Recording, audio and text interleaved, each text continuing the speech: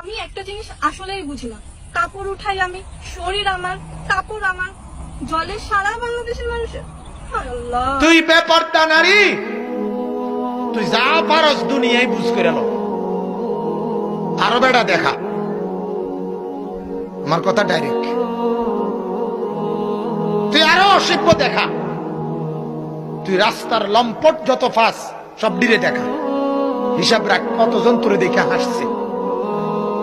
কিন্তু আল্লাহ বলে, বন্ধু জানাই দিয়ে ওই নাফরমান বেপরদা নারীকে আমি রব্বুল আলামিন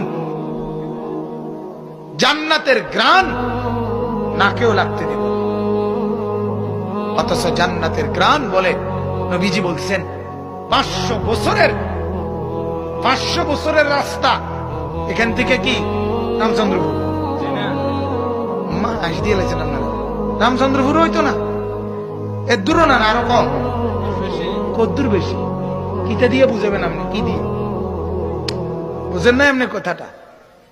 কিটা দিয়ে মাপবেন আপনি? হুতা দিয়া না সিনজি দিয়া? সিনজি দিয়া মাপবেন না অটো দিয়া মাপবেন? কিটা দিয়ে মাপবেন?